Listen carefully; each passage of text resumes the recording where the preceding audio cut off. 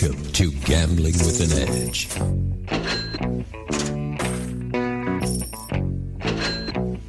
And now, here are Bob and Richard. Good afternoon. Welcome to Gambling with an Edge. I'm Bob Dancer. And I'm Richard Munchkin. Our guests today are a couple of blackjack counters, male and female, boyfriend, girlfriend, who try to exemplify couples that play together, stay together. Please welcome Joe and Semi-Pro. Hi. Thanks for having us. Thanks for having us. All right. So Semi-Pro is the female part of this. So how did you guys get started? You want to start? I can get a little. How we met? I can get a little rambly, so I'll let Joe take over if we get out of control. But I used to deal blackjack, and to make a long story short, we met when I was dealing blackjack. I had never seen any card countering, like ever, didn't know anything about it, lived in an area that did a lot of marijuana growing. And I just thought, oh, he's another marijuana grower throwing a bunch of money around. Like, I think the first thing I asked him was, what do you do for work? And he fumbled and which more solidified that he must be a pot grower. I was like, oh, hustler with a heart of gold. Okay, like no big deal. And then, we just, he played all night and was really respectful. And I didn't know anything about all of this. I thought it was really interesting. We also were in like really kind of isolated times of our lives. Like Joe had played over 1,000 table hours that year. I was dealing blackjack graveyard shift. So both having these weird schedules, weird times, we exchanged numbers, we became friends, we started talking all the time. Now, when you were dealing, did the bosses tell you as a dealer anything about card counters? Did you ever encounter somebody being thrown out? No. Okay, so you were in the middle of nowhere somewhere. Well, ironically, the casino that I worked at was pretty count aware. Like they definitely. Yeah, the manager was like kind of a fan. She was a total. She would probably even know you guys. Yeah. Like she, when we started dating, this is probably going to give. I hope she doesn't listen to this, but she told me that if I gave her like pictures of Joe with his shirt off, she would like approve my PTO, things like total fangirl for all AP stuff. They just didn't educate us on it. Wait, so she knew he was a card counter? Oh, they knew. Yeah, she knew and she let him play. She was just observing. Yeah. And she liked your picks. Yeah. I guess so, yeah. They pride themselves on being tolerant there. Like they're, or at the time, this was a couple years ago. I don't know what their position is now. People spend a lot of time with cover techniques and all this fancy betting, but I just do bench press and hope for the best. Hope you get a female boss who is tolerant. Yeah. So anyway, so we started dating. We haven't had that technique listed on our show before, have we? Right. It's the secret formula. I have the sunken chest kind of technique where it used to. All right, so.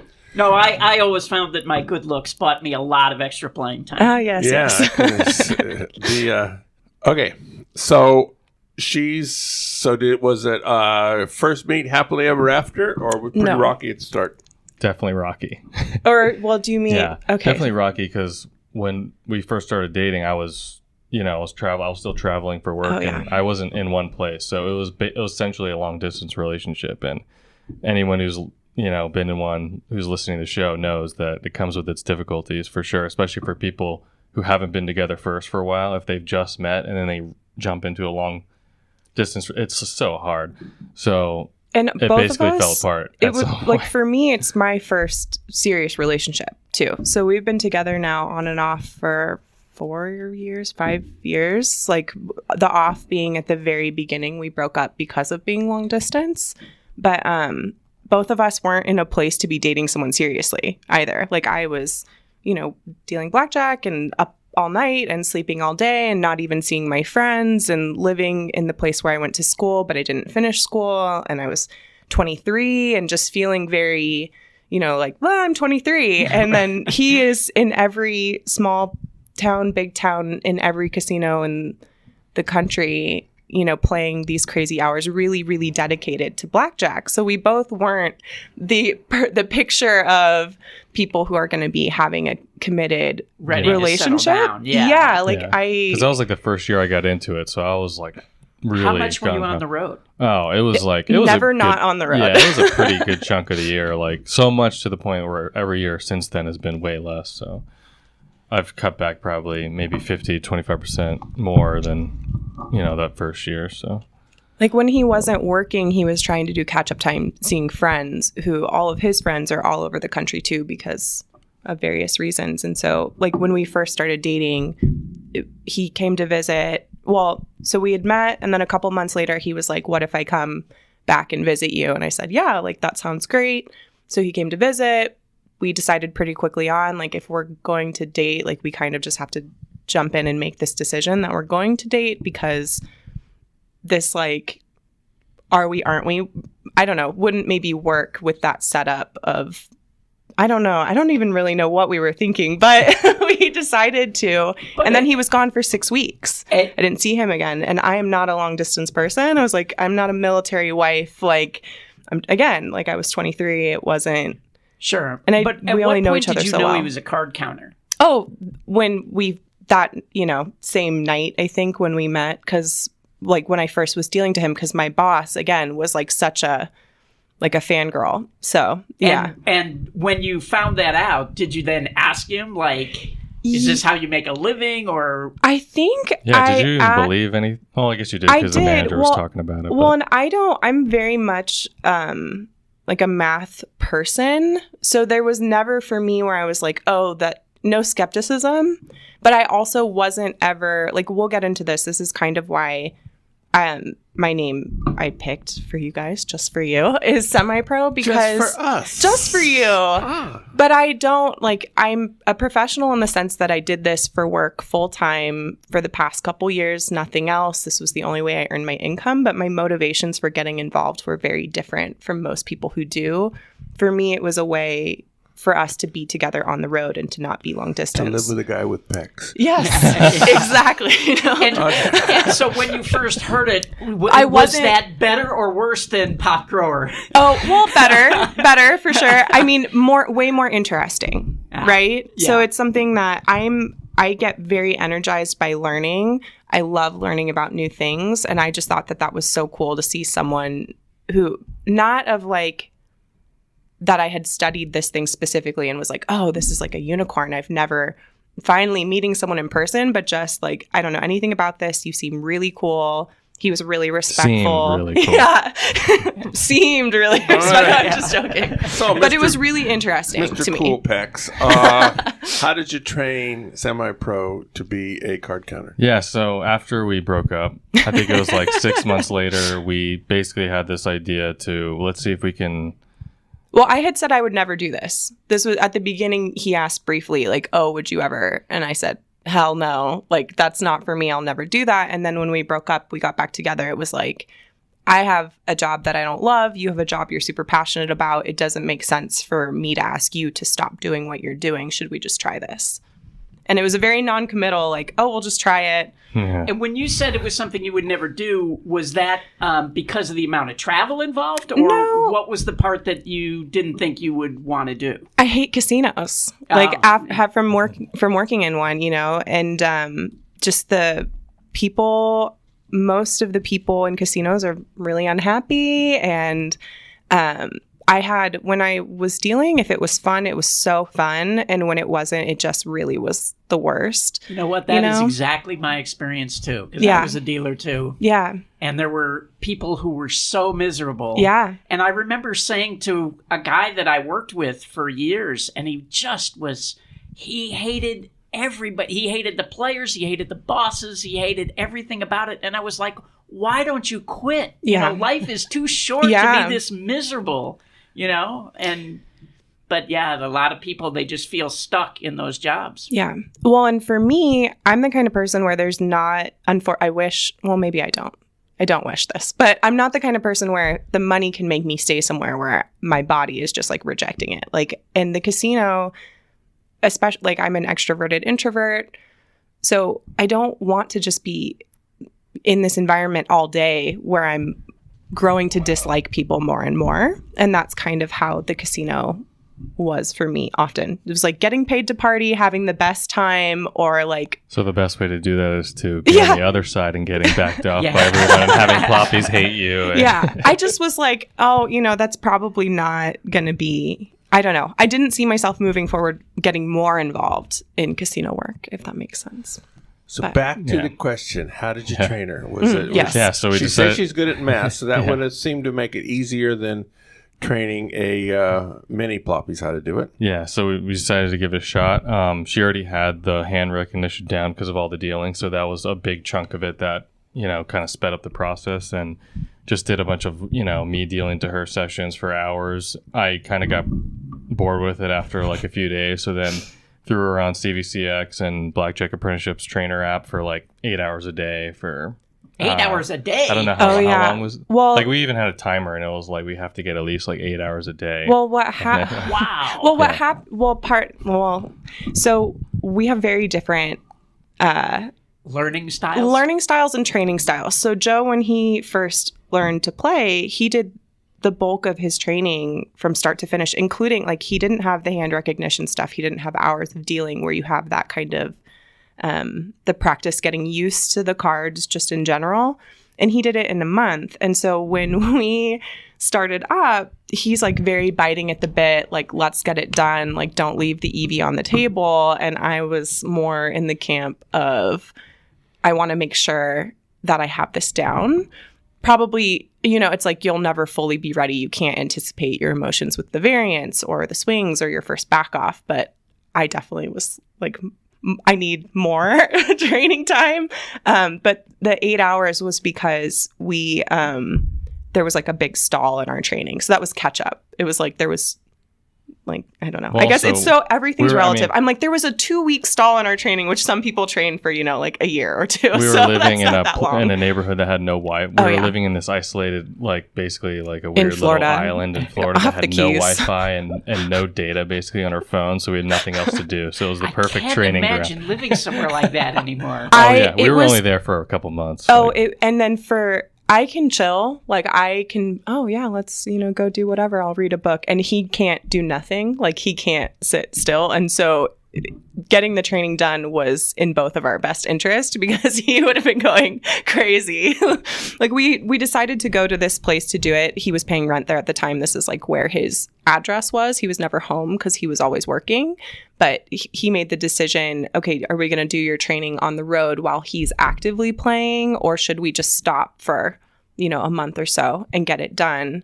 And that was the better decision just in the sense of no distractions, not having the going into hotels, coming out, him playing and whatnot. I just want to say, kind of as a side point, like somewhere on an island in Florida seems like kind of the worst place for a guy who's traveling all over the country. Like, why didn't you pick a central location like in the middle of the country? For living? Yeah, for living. Well, it was because my friend had the house and it was somewhere that I didn't have to maintain or I could just show up every once in a while. Okay. Yeah. My mail was sent there and... It was a friend who was able to manage all of his mailers. And I was never home, so it was kind of... Well, that's what I mean. But usually you want a place to fly out of. Right. So, Usually. But Kansas then there's City, us. somewhere in the middle of the country would be ideal since you're never there anyway, right? That was our thought process moving forward. We picked a more. So when you thought she was probably ready, and you're going to put her in front of a casino and say, let's just see how it works... Yeah, because that's exactly you can train what all you want at home, but until you actually sit at a table and have the dealer deal you cards, I mean, it's different. Yeah. So what happened then? Well, we have two stories real quick, so just do the boat one, and then I'll do the other one. He wasn't going to share this part, but I felt like it was important. So I remember it was 45 hours into my training, which is not a lot of time, right? And he was like, "You're ready." Because I look ready. I could test out perfect because I'm fat. The counting, all of it was very fast in a controlled environment. Did you already know basic strategy going in? No. But they've debunked photographic memories. They say that that's not a thing, but I'm a very visual learner. So I had the charts memorized verbatim in November. So we started training in January, at the end of January, but I already had all of the charts memorized in November. So I was like, okay, let's go to the nearest casino. and give it a shot. 2 by 1,000 for the top 45 bet. hours in. Yeah. And you're betting 2 by 1,000. Oh, yeah. And I was like, I'm not ready. And he's like, of course you're ready. You look ready. It's fine. It's fine. And I couldn't even get through the first 2 hands. Like, I lost. I'm not joking. Like, immediately. Because the other thing in our training, it's nonstop. You don't even have time to lose the count. When you go into the casino, it's like deal 1 hand and then having a stop and chat with the floor. And I'm freaking out. And they say some other number, and that's what I'm repeating. And he just calmly looks at me, and he's like, "What are you doing?" And I was like, "I told you, I wasn't ready." Yeah. So then we were stuck on this dingy casino boat for the next 3 hours. They still counter-measured us, even though I did not. My game, they could have taken. It was just ridiculous. They just saw the action, and they were like, "Something's wrong with this." Yeah, he and tested all me. Atlantic City people that went down to Florida to retire and work. But it would be like a -1 and I had a +3 or something. Like, it was not. I was so. Well, that's close. Margin of error. Yeah, right. But and then the first time. Yeah. Okay. So after we went back to after another 150 hours of training. Right. So we trained some more, and then we gave it another shot. Went back to the training, and then we went to Horseshoe Hammond. So semi-pro went, to go to the table, but then she made a beeline to the restroom. Well, we were scouting for Penn because Horseshoe Hammond is. She came back out. Iffy. And wait. Was the plan to do a call-in or no? That's that's another thing. So we've never done team play ever, and so that's. Part of why, I just needed to see her do one shoe, and just. He was doing quality control. He's like, "Is this going to be the boat again? Like, can she keep the count?" So, she comes out of the bathroom. She was like, "I just threw up." Yeah. And I was like, "Okay, this dealer over here is pretty good. So let's see how this goes." So she goes, was playing I think it was 2 by 1,500 or something. So it was bigger bets, and she was doing everything right, and everything was perfect. And then we had a little huddle right after. I turned around and I was like, "Am I doing okay?" And he was like, "Yep, it's perfect." And then he walked away and he started going. I was like, "Yep, you're ready." And then I went to go play myself. So I played a shoe and a half or 2 shoes or something, and he was like, "Oh, you're good." You just have to get that first vomit out, and then you're good to go for the rest of your career. Well, and it was and this first shoe was dynamic. Better there was than Ipecac, I guess. Yeah. Blackjack, better than Ipecac. It was we had not every deviation, but there was a ton of deviation stuff. The count got super high. So it was a good test. It was. We couldn't have planned it better. And everything was good after that. So. Well, not good necessarily. But yeah, we've had ups and downs, perfect, I was nervous. Now, what about your first big loss? How did you take that? Oh my goodness. Okay. I don't know. I don't remember my first big loss, but I remember my biggest loss was at Valley Forge, and the count was I don't remember exactly what it was now, but it was insanely high. I was doing our top bet, which was 2 by 1,500 at the time, a deck and a half in or something. It was just crazy. And I'm losing every hand. And so I'm having to buy in every hand. And this is a casino, I don't know if you remember, where you have to get a membership before they even let you in. So I've already given away my name and all of this stuff. And they've still checked my ID 3 times since coming in. No, this was Valley in Forge. King of Prussia. Yes. But they're just slowing all of this down. And I think they were trying to figure out who I was. But every buy-in needs approval, and I only got, I think, 2 decks into the shoe, and they came to back me off, and I think I was down, I don't even, 20, I think I bought in 20,000+ or something. I don't know. I just remember it was the highest count I've ever seen. They didn't let me finish the shoe. The guy was laughing, and I was like, "Oh, I sure wish you could have come down and backed me off sooner." I asked if I could finish the shoe, and he said no. And then when we left, and the car in front of us hit and killed a baby deer. And it was just the worst day. But I was totally in trauma zen as far as the wins and losses swings. I wouldn't say I'm unaffected, but because I'm bankrolled, there's not that full pain of it being my own money. It affects my earnings, but it's not oh, my money just left. There's that separation. And then also because of our training and because of how vetted the blackjack math is, there's never been for me that anguish of like, oh, will it come back? Or what? Like, I know if you put in the hours that was not ever something that I had to reconcile. So this was Joe's money and not your money. Yes, I'm bankrolled. Yes. So yeah. what's the longest losing streak?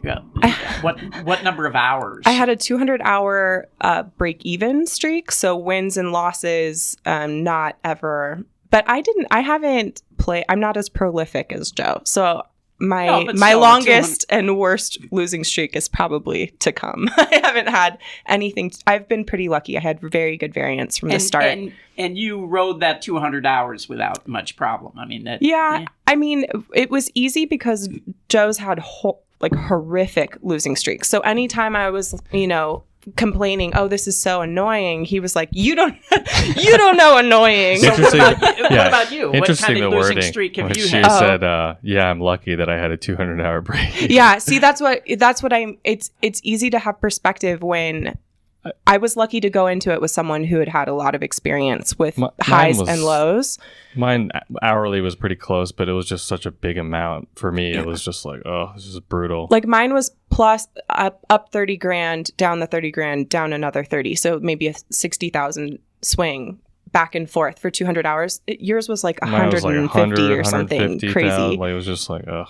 Which I don't know. I mean, we asked Tommy Highland at one point with what measures success for people long term, and he said results off the top. So for me, my first 100 200 hours were like up, and if I had it 200 making nothing right from the start, I don't know that I would have been unaffected. I probably would have said, well, I'm not into this. A lot of the people that have that happen end up quitting. Exactly. Yeah. It's brutal even when you're winning, a lot of times. The margins are small, the hours are long, it takes a long time. So, yeah. If you end up getting married, and I have no idea what your plans are, and now it becomes community property that you're losing $60,000, that can be a totally different experience. Although you seem to have your head on your shoulders and understand the math, so you may be more immune to that than ladies in my life have been. Well, the difference, I think, married money is a very different situation than bankroll money, right? So, and in our personal lives, maybe not totally immune. Yes, but what I'm saying is, I still think he would be more worried than me. I definitely am more of an impulsive money spender than Joe. So I think the married money still would not. I wouldn't be as concerned with his wins and losses. I mean, also again, the blackjack math it's vetted, pretty cut and dried. Yeah. Yeah, if something's wrong. Like, it's pretty clear if it was like, yeah, so. So, Joe, you were on our show almost exactly a year ago. And at that time, you said you had the desire of being kicked out of every casino in the country. Is that still your goal? How's that goal coming along? I think that goal's in the back of my head somewhere. It's changed a little bit, but in the past year, I've played mostly in another country, so I've the map has gotten a lot of red up somewhere else, so I haven't. The U.S. I kind of left alone for a little bit, so he wants to be backed up everywhere. I still got 55 places I've never even been, I think, in the U.S. So that's all. Yeah. I mean, aren't there like 1,500 casinos or something? I think there's he's not extreme at all. There's around I think a little bit under 500 that have table games. So, but I think there's 5 new ones that got added like recently, and just keeps going. There's another 5, you guys. There you go. 5 more. Yeah. So when you tour together and you go to a casino town, do you both go in? Does one of you stay in the car and go do something else? We usually alternate. Just because I don't want to make it a slam dunk for the surveillance person. If they see one person and they're kind of on the fence, is this, who we think it is? And then the significant other walks in, and then it's like, oh, yeah, now it's 100% It's usually right an away. immediate back off. But there was one place in if it's both of us. There's one There's place in no the time. Midwest where I was playing and I got a comp room for like a couple weeks, and so semi-pro was in the, we would sneak her out of the hotel because we had a ground floor Through hotel, the slider, like the through sliding the glass door. door. It wasn't like it was on the ground. It was like more like a motel But type. you had a fence situation. to climb. No, but I looked like a bank Yeah. robber. It was Yeah. like the middle of So, summer, and I would have yeah, like I was, a hoodie completely and covered, glasses. like head to toe, basically. Cat burglar. So For we- 2 Cat weeks. burglar's For a 2 better weeks we name than did this. semi-pro, by the way. Can we Cat start calling it? burglar. So we'd go out to A the girl has no name. We'd go out to the car and then drive to a nearby hotel so that we could take the shuttle from the hotel to the casino. So Or he there would was drive and I would shuttle. So there was so then we would be coming in at different times and different ways just to make it a little bit harder for them to figure out. And I mean, they let us play for like 2 weeks. So I But these are the think people. it worked, well, but it did until the end because it's not that. Well, no, it did work because they brought in like a consultant because they don't have OSN at that property, but they're the property that added me to OSN officially. I'm in OSN as 2 or 3 other people than myself before I was ever So added cat as myself. burglar, Yeah. semi-pro. Bank robber. But they didn't link us.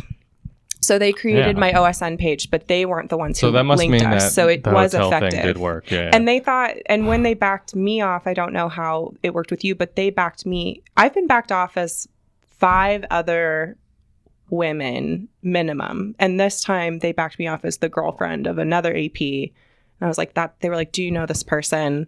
And I do, but not really. But I'm sure on my face, it looked like I knew that person. And then they're like, you I can't think they play. just assume that there's only one. They think there's only women look out alike. there. Oh, there was one casino. There's another female AP that we know, and she and I look nothing alike. And within the span of a week, we were both backed off in the same casino as the same person, both shown the flyer of an original person who was neither. It was 3 women or 1 woman. Every time, I don't know, the casino, there's just not as Maybe it's many. just because there are so fewer Yes. women players Yes. that they decide, oh, it's a woman, it must be. Close enough. Yeah, Yeah. I guess. I think so. I Or mean, they when just Kat feel... Hobart was playing, Yeah. she was the only woman. Exactly, So if yeah. they saw a woman, it was They like, knew. bar her. Yeah. You know. Well, and I think it's like they feel maybe more empowered to come up to you because I think it's still intimidating for floor people, even though, it's most of the time, I don't think it's the highlight of their day. I think it's weird in a customer service environment. Even if they feel like what you're doing entitles a removal, it still is like, are they going to freak out? What's going to happen? So I think when they have a paper and they're like, this is you, they feel more empowered. But then it's like, hold the face up to my face. Like, it's not my face, I don't know. It's weird. But then it doesn't matter in that situation. Like, they don't want you to play whether you're that person or not. So Even if you convince them that it's not you. yes, which You're I've not tried. gonna- Every time I'm like, arguing semantics. And I'm like, so if you decide that's not me, can I still play? And they're like, no. But I don't let them off easy. So When you play, Joe, are you the boss? Yeah. So How does that have? I can't see anything that can go wrong with that. yeah, it's exactly. That's the main distinction that I kind of wanted to get into Yes. today because it's the most interesting. Is I was essentially the boss because I was bankrolling, and I think that approach when you're together with someone is way different than 2 of you going into it fresh and 50-50 together and just learning it for the first time together as a 50-50 deal versus the investor player partnership. It's the dynamic I think is totally different, and it brings all these weird pressures and conflict that you have to work through. Like, it's just well, especially in this, I just flashed on this too. People who are doing this kind of work kind of inherently have an authority issue An anyway. aversion to Yes. authority, yes. Yes. But I don't think I'm very grateful for the knowledge you had coming in. I don't know. I think there are a lot of things we're learning, both learning from the beginning at the same time can be advantageous. But for this, the fact that you are very perfectionistic, you knew what it took. I think that was the only thing that changed my mind about doing this to begin with, because if there was too much uncertainty, around this venture, I wouldn't have gotten involved with all of the certainty. The swings are still brutal. The lifestyle can be brutal. But it was definitely challenging for us. I mean, I think you've seen even just from us telling these stories, the speed at which we approach things is different. So with blackjack, especially having worked independently for so many years, Joe was able to manage his speed and have control over, working a month and a half straight, 10-hour days, no breaks. And that could work for him, and that's okay. He's an independent contractor. He's working for himself. But for us to navigate, okay, I'm now an extension of you, but I'm still, in that sense, it was like it was never enough. My output was never enough for the hours that he would have expected of himself, or ideally another business partner.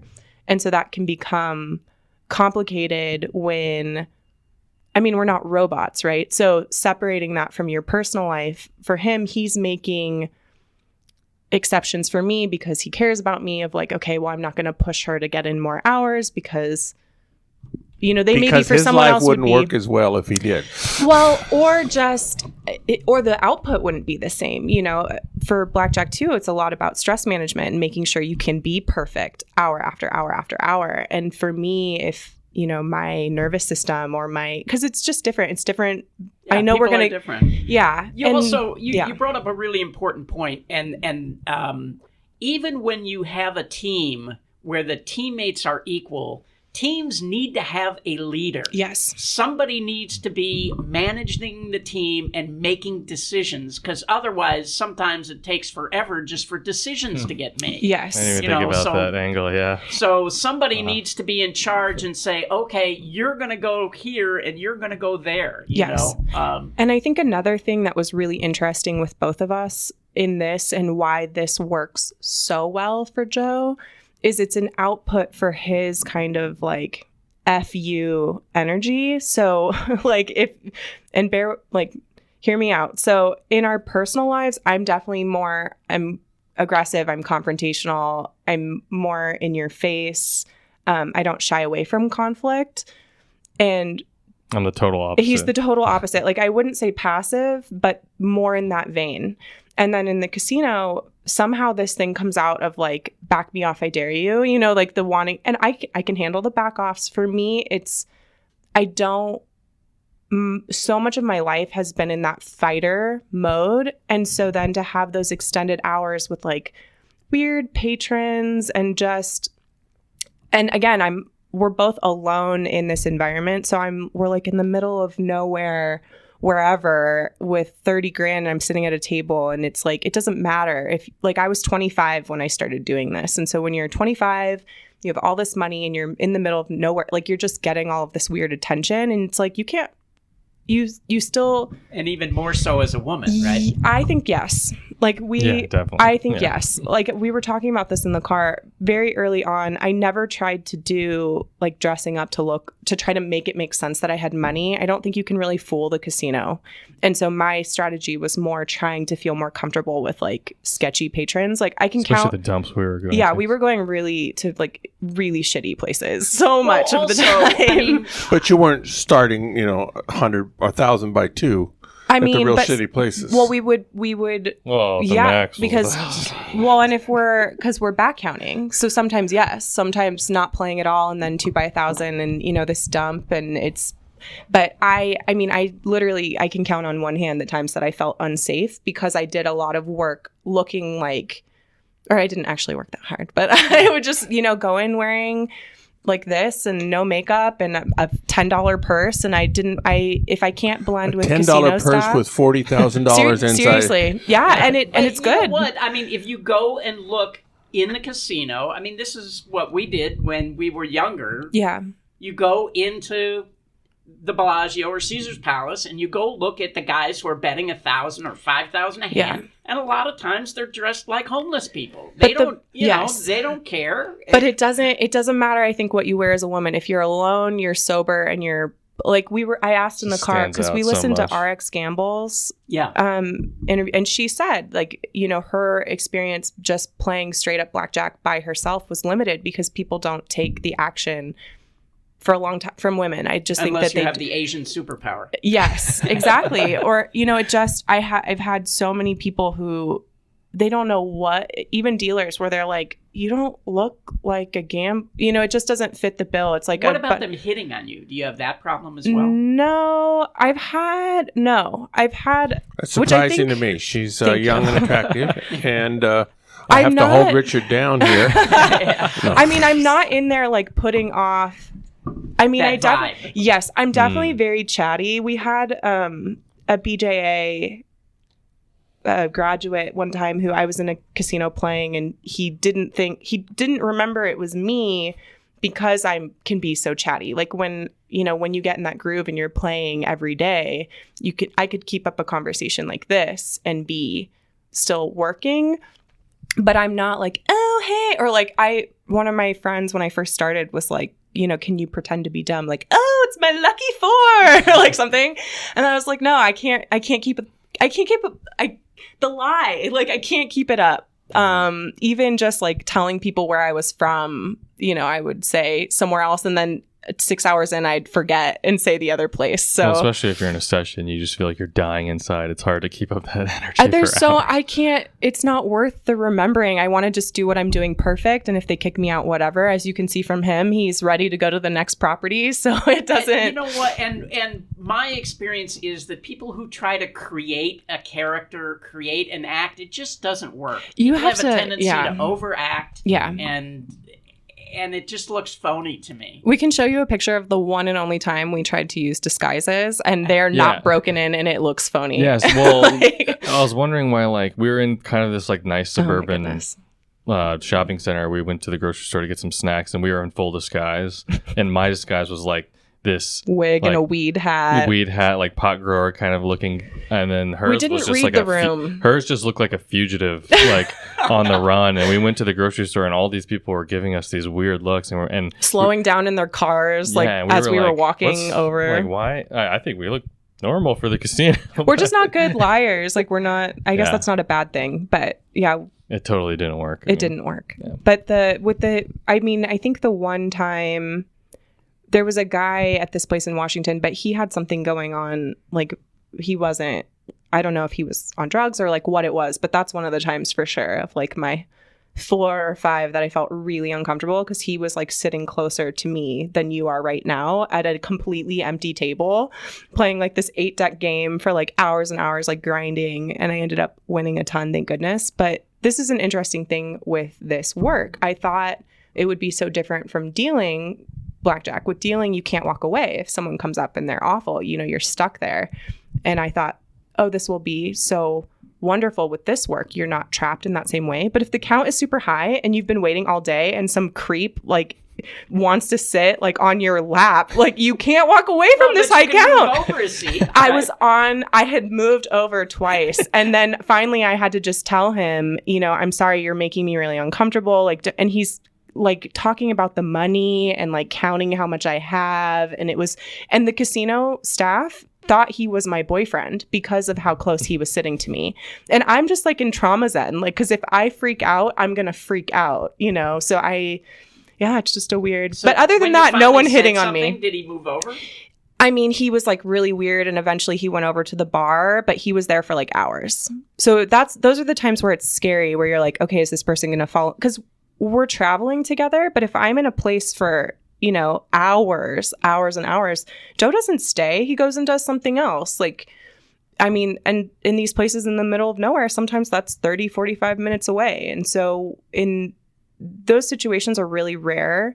Well, they're not that rare that people are weird, but it's rare that people do a lot for way less. Like some people will, Well, but I just think, oh my goodness, if my mom listens to this, I hope don't freak out, Mom. We were always safe. But like, that situation. And then when we played in Europe, those are the two that I felt. I never had someone in Europe.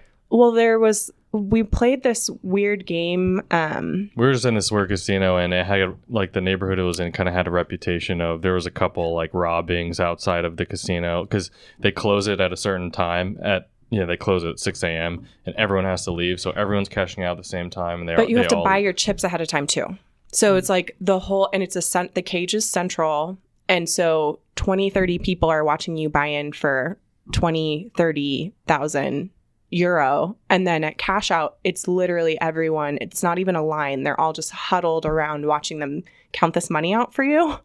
So they would bring like a bodyguard to walk us out. And that was alarming for sure. Like 30, because all of our... When everyone, like in the U.S., like they somewhat respect your space at the cage. But one person will see you. There was just like, they would just huddle around right, like literally touching behind your shoulder, Yeah. just looking at the cash out like, ooh, like it's just like, oh. So much of feeling safe in this work for me has been like, people don't know I have the money at all. Like I'm rat holing chips, but not, and I'll tell the casino too, like I'm not hiding these from you.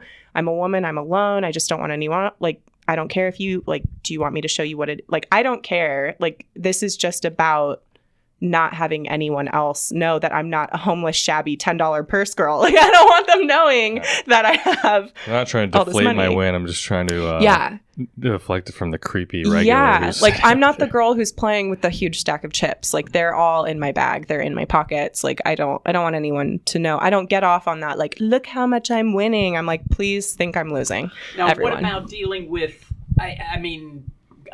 what about dealings with cash outs? Horrible. I'm totally, I've had, that's where she has the most issue. fighting of the casino staff. It's Yeah. Like I lose my shit. Cause they won't they want ID. And then that was part of what was hard with our business arrangement was Joe was like, don't ever give your ID. You don't have to, you know.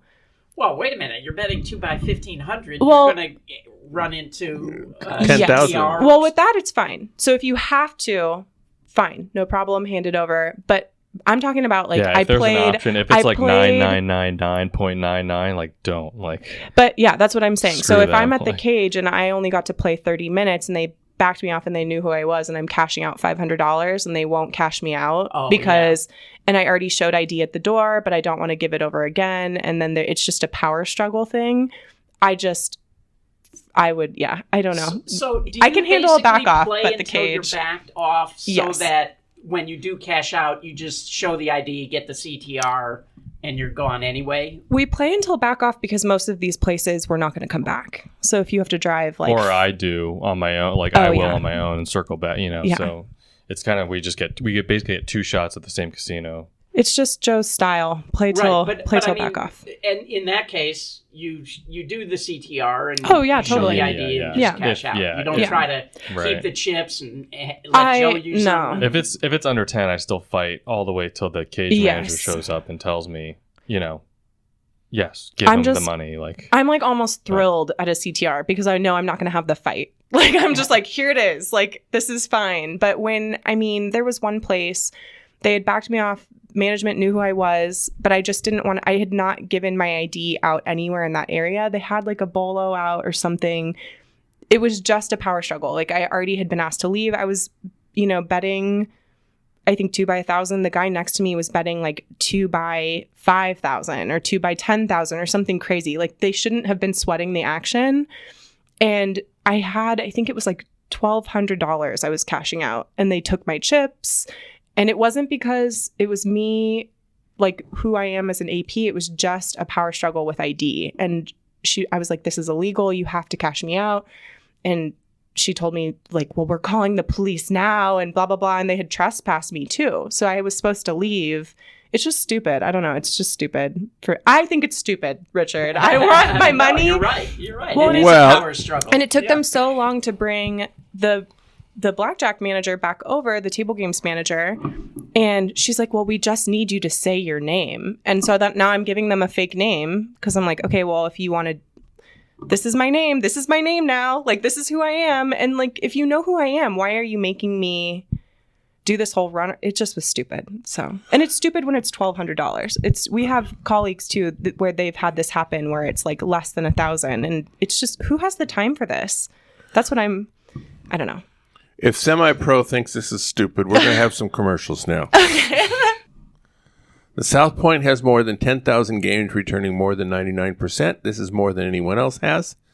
In March, the promotion is for players who already received mailers. Instead of getting your usual amount of money 4 times, Tuesdays through Thursday, This month, you pick up free play Monday, Tuesday, or Wednesday, and if you do, you get an identical amount on Friday or Saturday of the same week.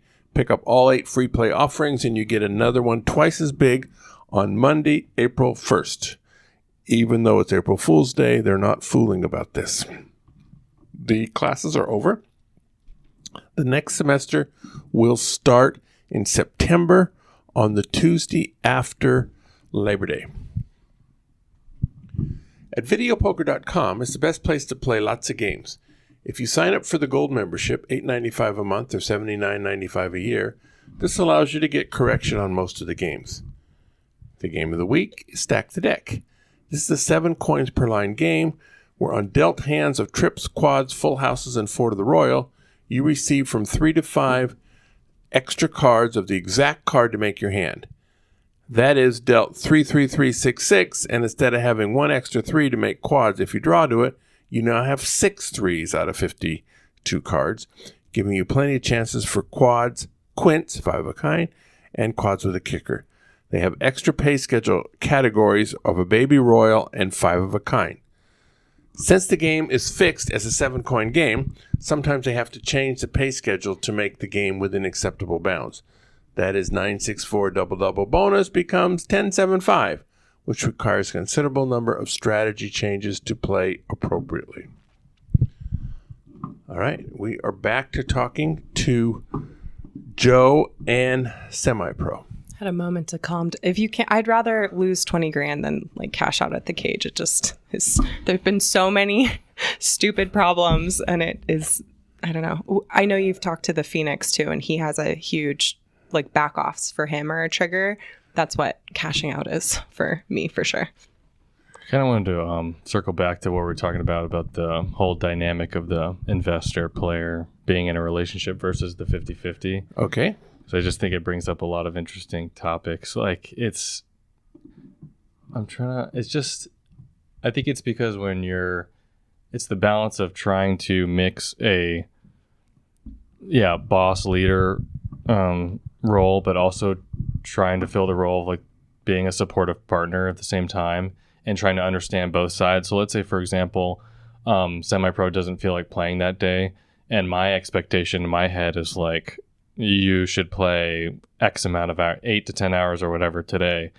And if she's not feeling well or just is not in the mood for whatever reason or is having problems, then I have to balance in my head. It's like, should I be the boss and say, no, like you have to do this? But then as the boyfriend, I'm a dick, So there's a weird pressure on both sides for him to make concessions on a business end at times in ways that he wouldn't for anyone else. And then there's a weird pressure for me at times where if for whatever reason I need a break to know it's going to be disappointing to him. So that, and I know you said at the beginning, so play together, stay together. We talked a little bit before this started about how like when we first started working together, we only had been dating for less than 6 months. So it's interesting to see how, I very much feel like this has been something where we've learned so much about each other and so much about business. I think it has made us stronger, but I do think that you both have to be really strong and know who you are and how you work in those situations. It's hard for couples to work together in any business. But this business in particular, I think, is even more stressful, and there's certainly pitfalls to. Well, I think my biggest mistake was, and this just comes from my, just being inexperienced, as a person in life, but it's me expecting. I thought it was going to be a clone of myself, a female clone worker. Well, we're both perfectionists, and that's just not how life and management is. Like you can't expect every single person to be an exact way every single time, and that's kind of what I had in my head. And when that didn't manifest, it was like my world would just fall apart, and it would just be like, oh, this isn't going to work. And then our relationship felt like it was on the line all the time with everything because it didn't work when we were long distance and we didn't work together. So every single fight we had was like, are we going to break up because of this work issue? So it's like, but that's youth. Right? Yes, Yeah. I think that so. idea Yeah. that Yeah, right. somebody's going to Exactly. work exactly the way I work. Yeah. Yes. Well, and it's, again, like you said, a lot of expectation management. And then we have overlaps, like in the way that we approach things, but both of us had very different driving forces. So for him, he wants to get kicked out of every casino and he wants to show that you can make money doing this. And he's really passionate about the work. And I was really passionate about solving the problem of how can we be together? Like, how can we overcome this? And so for me, I don't have that same, like, I told him at the beginning, like, I'm not going to kill myself for blackjack. Like, that's not my thing. It's not ever going to be my thing. You know what? So I had exactly the same problem. I had a partner that, we would play 16 hours and he was ready to go play graveyard after that. Yeah. And I was like, I can't do it, like, yeah. And I don't want to work 16-hour days. Yeah. Even 16 was too much for me. And, I can do it for a day or two, go on a weekend or something. Yeah. But, I just don't want to work that hard. But the leveraging is different when you're partners. So because for us, like, and I don't discount the fact that, like, I had my California accents coming out, all these, I was like, this was like, but anyway. You haven't, the Valley Girl hasn't shown up yet. But I mean, I had this amazing opportunity, right? I have this person who has this expertise and I have a bankroll and I just kind of happened into all of these really amazing things. There are people who have wanted to do this their whole lives who it doesn't come together like that. So that was always a balance too but I know myself well and I know where my limits are and I push them sometimes. But when I'm saying I, can't do this right now or I need a break, I was prepared to handle his disappointment. Like, he's allowed to be disappointed. Like, that's where it bleeds into our personal life relationship of it's not doing myself a service or Joe. Like, it hurts us both if I'm committing to more than I can handle. And if that means open communication about, being disappointed or like, will this work this way? Or can we figure out something that both of us feel is appropriate, then great. And if not, that's okay too, And like, as far as like a tip for people who want to try to get into this, it just reminds me of this story. Like, after all this, if you're still interested. I think it's really important to try, and you can't like think of every scenario that's going to happen, but to establish, your work rules and boundaries as much as you possibly can to just help with things that come up. Like, for example, when we got in that fight in Oklahoma about that guy that gave you the money, and that turned into like, this is a really interesting story, actually. So this guy wasn't hitting on me, but we had never talked about this scenario. So, and I can see how people would misunderstand this story. So this isn't about Joe getting upset about $25 because it was a $25 chip.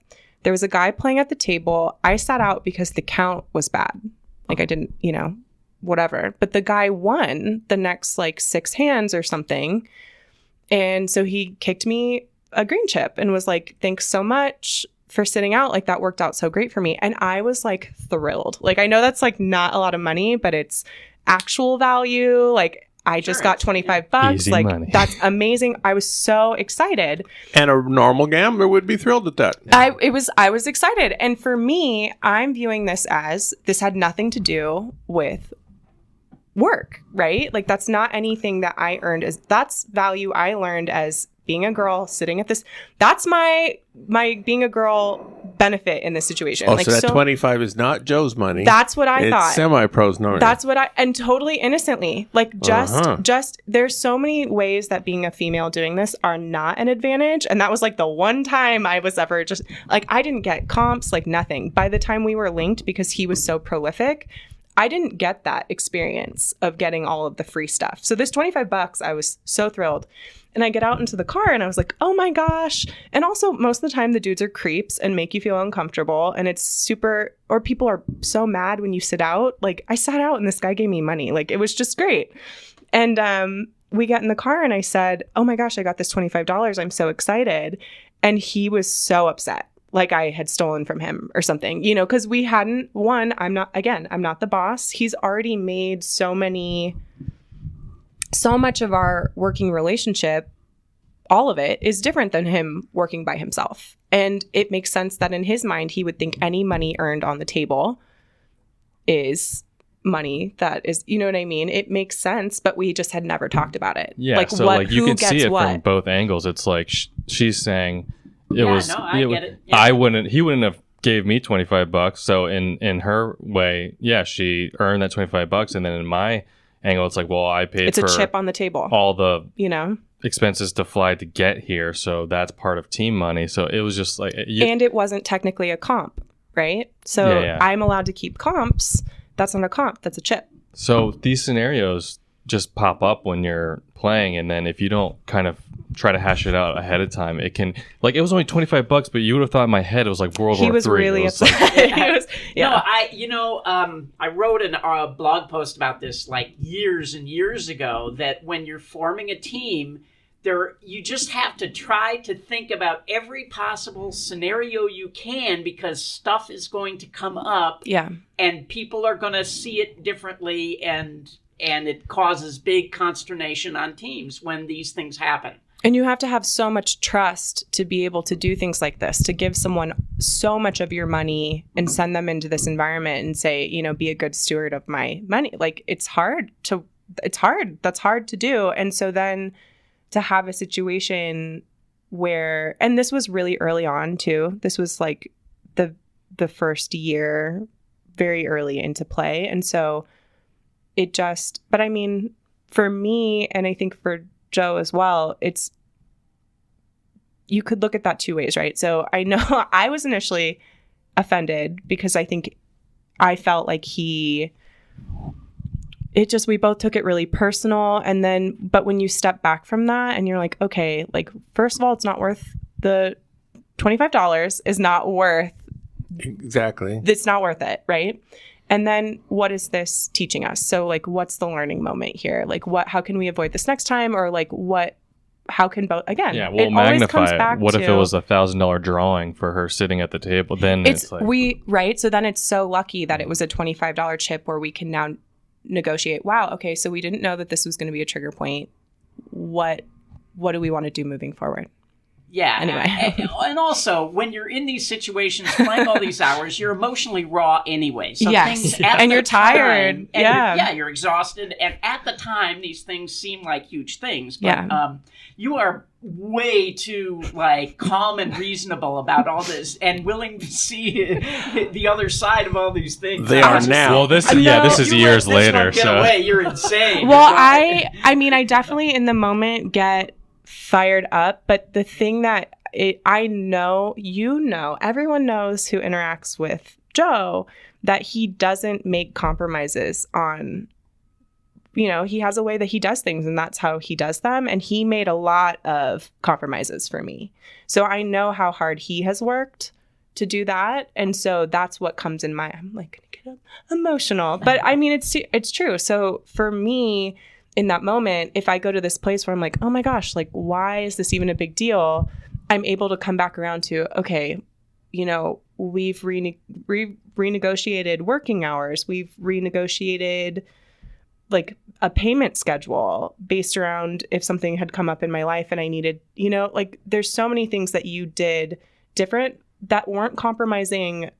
It wasn't at the point where you, I think, regretted decisions you made, but they're things that you wouldn't have done otherwise. And so that inspires me to then, there's that sense of trust and safety of like, okay, if he's getting upset about this, there's something else going on. I give him the benefit of the doubt in that, not just it's unreasonable, like we're upset about something else and it hasn't come up. So let's talk about it. Well, the man who made time didn't make enough of it. We are out of time for this week. I need to thank Joe and Semi-Pro. Thank you, Richard. Go out and hit lots of royal flushes, everybody. Good day.